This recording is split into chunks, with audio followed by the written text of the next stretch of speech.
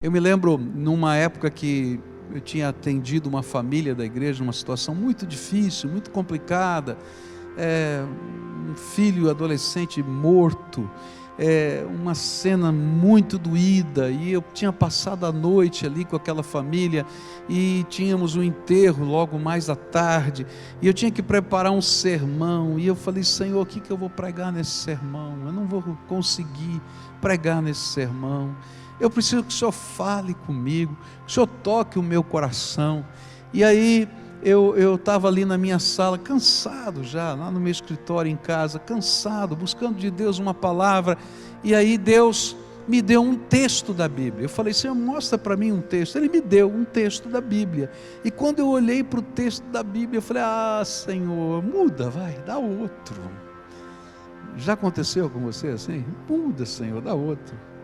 Gênesis 1, os primeiros versículos: Senhor, eu estou procurando uma palavra do Senhor para a minha vida, e de repente, Gênesis 1, Senhor, eu sei que Tu és o Criador, mas Senhor, eu preciso de uma palavra. E é interessante como Deus trabalha. Ele falou para mim: leia que eu vou falar com você, leia que eu vou falar com você. Eu acho que Deus teve uma visitação assim com Paulo. Passou para ele aquela ideia do triunfo romano, e o Espírito Santo falou para ele: agora eu vou te ensinar algumas coisas sobre a vitória que eu estou preparando para você. E naquela tarde, manhã, tarde já, Deus começou a pegar Gênesis 1 e colocou uma das mensagens que eu acho das mais lindas que eu já preguei. Eu sei que é ruim a gente falar isso da gente mesmo, mas porque não é minha, é do Senhor, tá?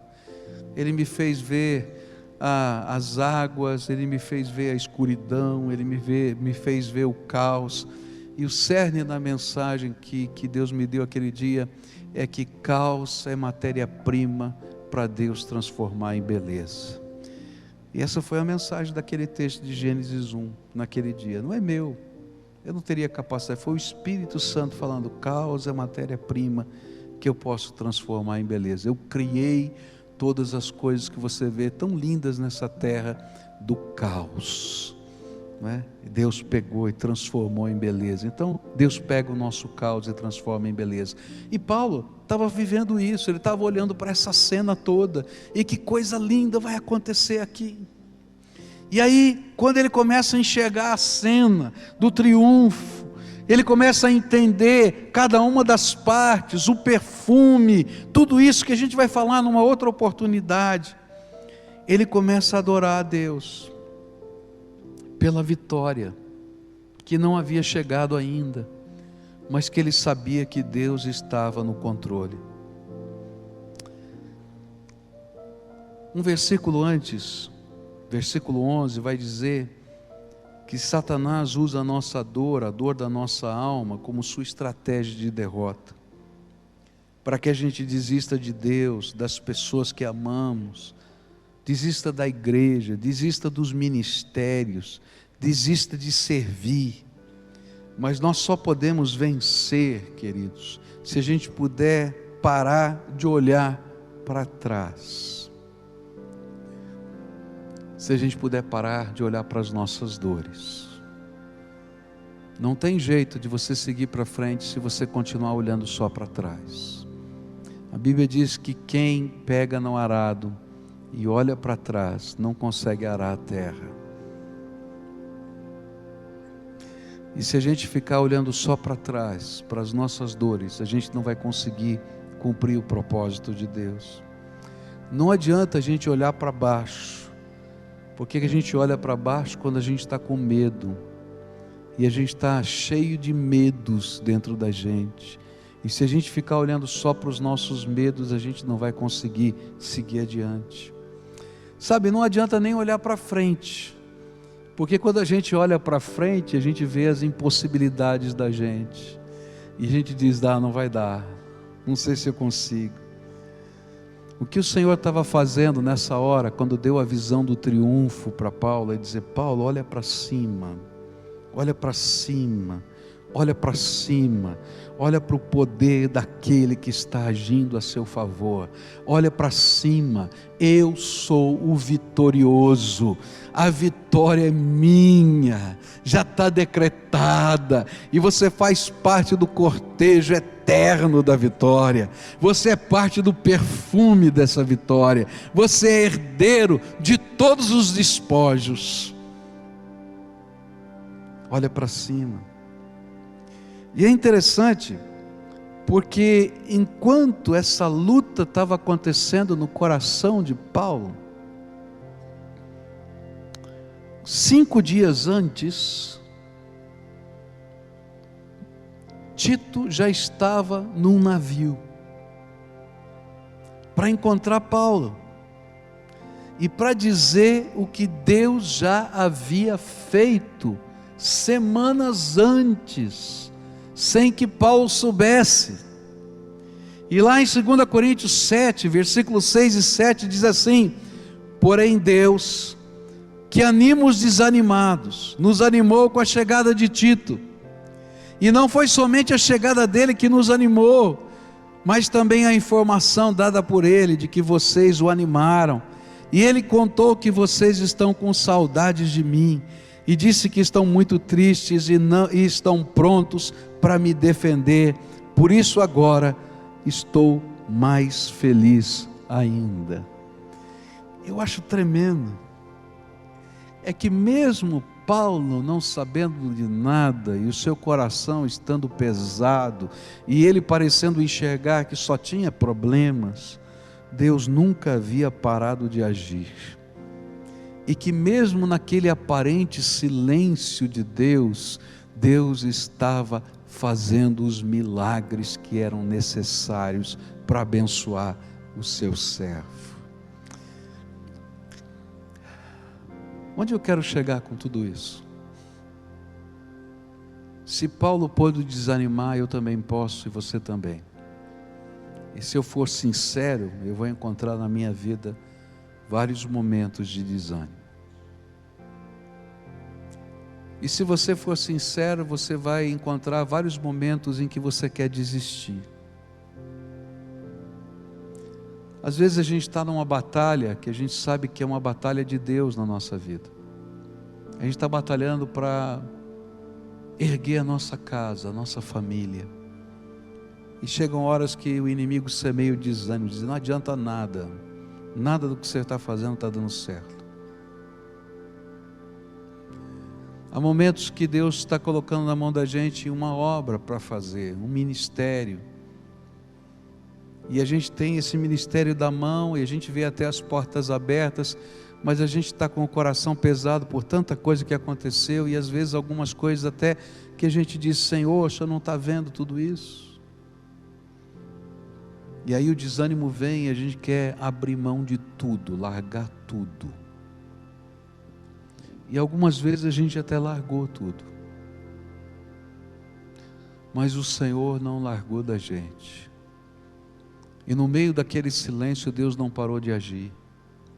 E assim como aconteceu com Paulo, Tito já estava vindo com a notícia. A notícia chegou tarde, mas a mão de Deus nunca chega tarde. E o poder do Espírito Santo se revela na nossa fraqueza.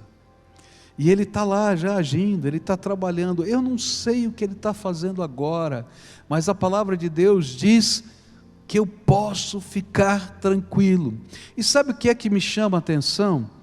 É que Deus não queria que o coração de Paulo voltasse a se alegrar só quando Tito chegou.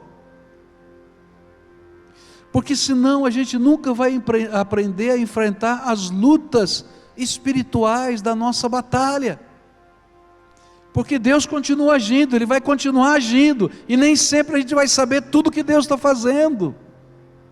Ele não manda recados para a gente dizer assim: filho, estou fazendo isso, estou fazendo aquilo, estou fazendo aquilo outro. Ele não dá essas explicações detalhadas. Fica tranquilo, porque agora eu já falei com fulano, essa madrugada já fez o fulano sonhar, o outro já teve dor de barriga, sei lá o que aconteceu. Você está entendendo? Mas Ele está agindo. Então sabe o que Deus faz? ele coloca uma cena na mente de Paulo, do triunfo romano, e diz assim: Paulo, quem é que está ali como general vitorioso? Aí Paulo diz assim: é o meu Senhor Jesus, Ele é o vitorioso. E quem está garbosamente vestido com os trajes militares de gala do meu lado, sou eu, Senhor, junto com os teus conservos, todos os servos de Deus que estão trabalhando e servindo ao Senhor. E ele está dizendo assim: olha, percebe para onde a gente está marchando. Ele diz assim: a tua vitória, Senhor, é muito maior do que as batalhas do meu coração, porque o Senhor está nos dando a vida eterna, e o Senhor está nos falando do dia do juízo final, e o Senhor está falando da vitória eterna, quando o Senhor vai entregar o reino ao Pai Todo-Poderoso, depois que todos os teus inimigos estiverem debaixo dos seus pés, como diz a palavra de Deus. E aí ele diz assim: olha, quem são esses prisioneiros nus que estão caminhando? Porque eram assim que eles vinham, nus, completamente nus e acorrentados. Esses são Satanás e os seus demônios, que não têm mais lugar e vão ser lançados no lago de fogo e enxofre por toda a eternidade, porque é a tua palavra. E aí o Senhor vai dizendo: isso, filho, e que mais? E o perfume?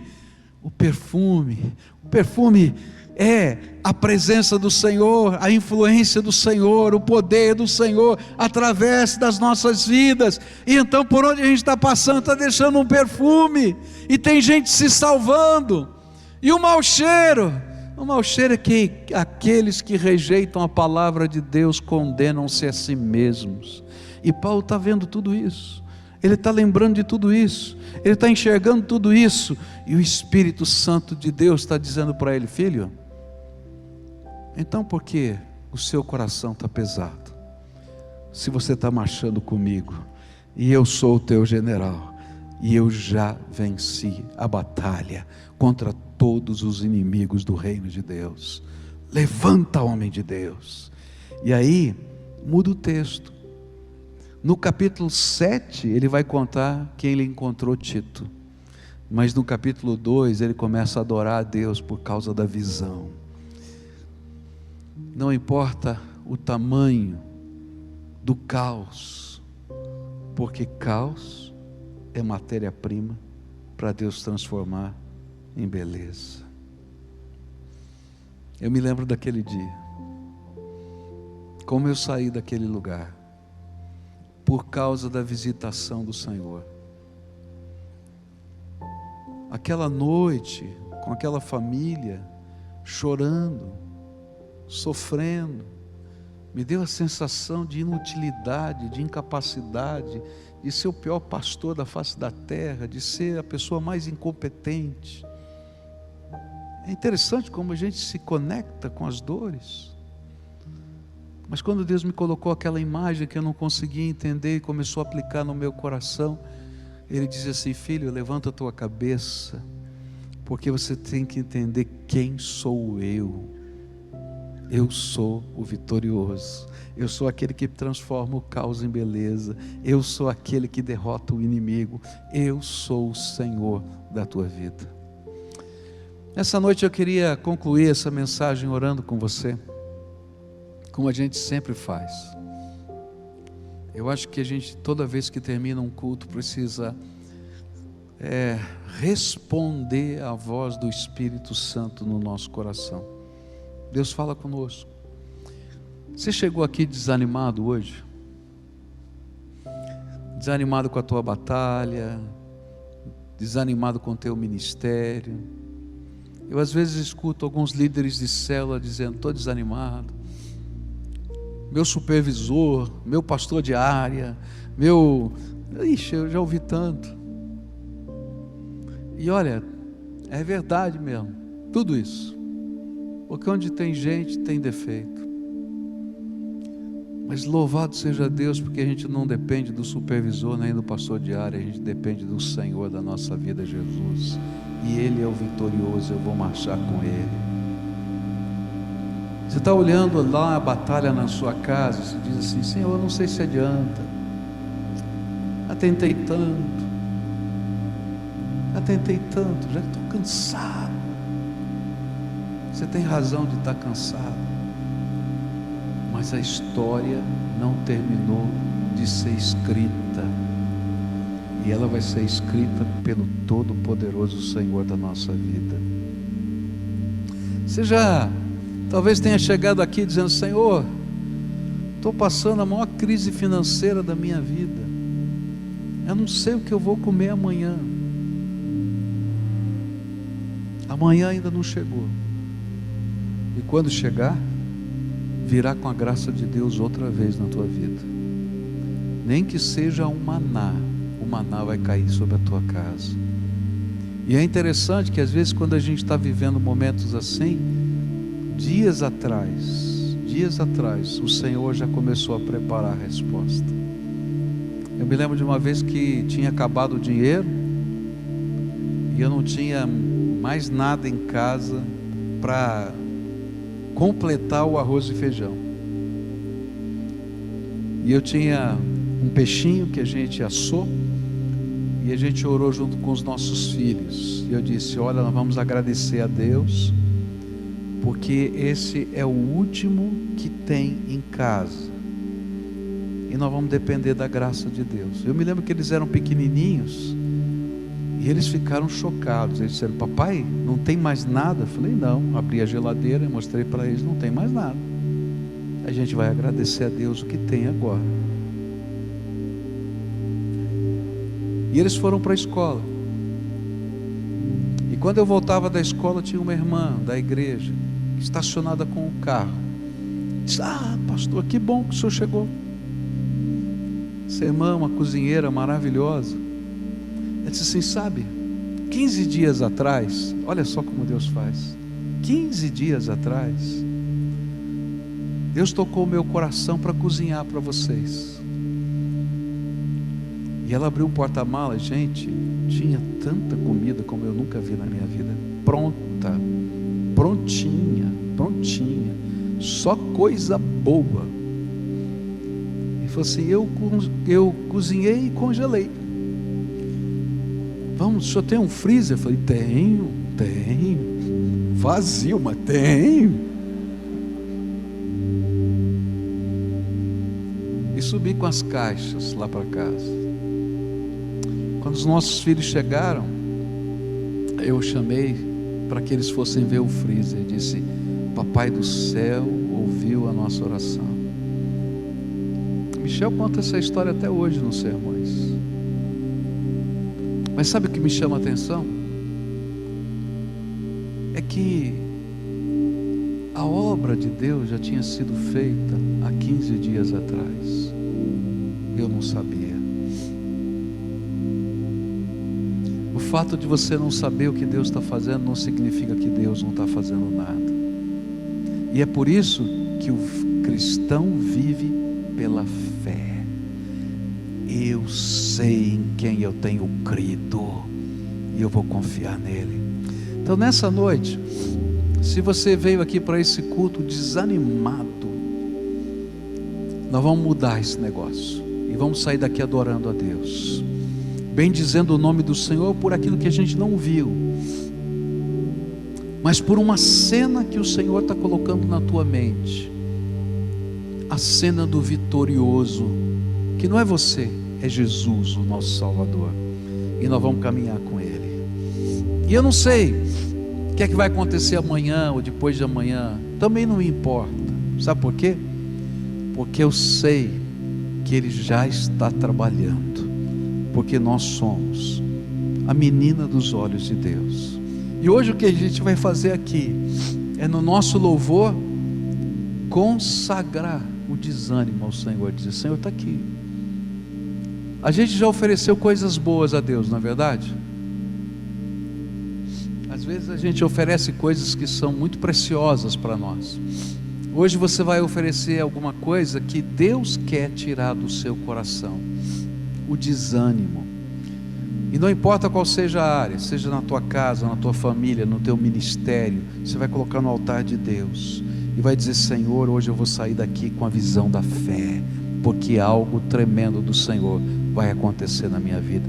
Então, se o Espírito Santo de Deus está falando ao seu coração, vai sair do seu lugar para a gente orar junto, e vamos fazer essa entrega aqui juntos. A gente vai depositar aos pés do Senhor desânimo. A gente vai dizer: Senhor, chega, não quero carregar o coração pesado, eu quero, Senhor, carregar a visão do que o Senhor está fazendo e vai fazer para a tua glória. E eu vou caminhar com o Senhor. Como Elias, eu fiquei desanimado. Como Paulo, eu fiquei desanimado. Mas eu vou sair da minha caverna, em nome de Jesus. Você sabe qual é o maior número de ministros dessa igreja desanimados, que pararam de fazer a obra? São os discipuladores. Nós temos mais de 1000 discipuladores que pararam de discipular. Sabe por quê? Porque Deus sabe, e o inimigo também, que ferramenta poderosa é a sua vida no discipulado de pessoas. Então, se tiver algum discipulador desanimado, em nome de Jesus, hoje eu quero convocar você. Você tem que marchar com o vitorioso Senhor. Cuidar de gente dá trabalho, viu, gente? Mas se a gente cuidar na força da gente, a gente se consome. No poder de Deus, a gente vê a glória dele, a gente caminha junto, tá? Se você já foi um líder de célula e parou de ser líder, tá? Eu quero dizer para você: Deus está te chamando para ser restaurado. Ah, mas pastor, tanta coisa, vai ter problema. Ah, porque vai ter, mas lembra, quem é o vitorioso? Quem é o vitorioso? É Jesus. Eu só estou marchando do lado dele, e é no poder e na graça dele que a gente vai. As outras batalhas que você está vivendo na tua casa, pode ter certeza, o vitorioso é o Senhor. Eu não sei de nada que está acontecendo, nem você, mas eu creio num Deus que não parou de agir e que nos ama. Você crê nisso? Crê? Então agora nós vamos fazer a nossa entrega, tá? E essa oração de entrega é sua. Conta para Deus o que é que você está entregando. Você está desanimado com o quê? Fala para Deus: Senhor, estou desanimado com isso. E se você está desanimado com Deus, tenha coragem de falar para Ele: Senhor, estou desanimado, porque eu achei que o Senhor não me ouviu, porque eu achei que o Senhor não me vê mais, que o Senhor está bravo comigo, porque o Senhor não ouve mais a minha oração. Eu não sei, às vezes a gente está vivendo essas lutas da alma, e o coração está pesado. Abre a porta para Deus tratar. Abre a porta para Deus tratar. Abre a porta para Deus tratar. Deixa o Espírito Santo de Deus tratar. Porque você é a menina dos olhos de Deus. A menina dos olhos de Deus. E Ele continua a trabalhar a seu favor. Senhor Jesus, aqui está o teu povo. Eles não estão aqui por outra razão a não ser porque o teu Espírito ministrou o coração deles. Ó Senhor, eu te louvo, porque a voz do teu Espírito não se cala. E mesmo quando a gente acha que o Senhor não está falando, o Senhor está agindo a nosso favor. E nessa hora, eu sei que o Senhor colocou cenas na mente desses teus filhos. Interpreta essas cenas, Senhor, segundo a tua vontade na vida deles. E eu quero te pedir mais, Senhor, dá sonhos, dá percepção, dá a visão da tua vontade. Que eles não enxerguem a vida com o coração pesado, mas com os olhos de quem está marchando no cortejo do triunfo, porque o Senhor é por nós. E se o Senhor é por nós, quem será contra nós? Ó Pai, às vezes as nuvens escuras encobrem o céu, mas nós sabemos que o sol não desapareceu, ele continua lá. Às vezes, Senhor, parece que a tempestade não cessa, mas o Senhor deixou um arco-íris para dizer que nunca mais a tempestade não vai cessar. Então, Pai, eu quero te pedir que nessa hora o Senhor revele outra vez a tua graça, e que o poder do Senhor se derrame na fraqueza desses teus filhos, e que eles sejam visitados, que o Senhor lhes fale ao coração, que o Senhor abra a sua mente e a visão, de tal maneira que eles enxerguem e saibam, Senhor, que aquilo que estão vendo veio do Senhor, que eles ouçam e reconheçam a voz do teu Espírito, e que eles, Senhor, se disponham a te honrar e te servir aonde o Senhor os colocar, porque eles fazem parte do cortejo da vitória. Recobra a alegria no coração deles, recobra o ânimo, enche o Senhor da virtude do Senhor. Abençoa as suas mãos, abençoa as suas mãos, Senhor, para que todo o trabalho das mãos desses teus filhos seja produtivo, e Senhor, produza o suficiente para o sustento dessas casas.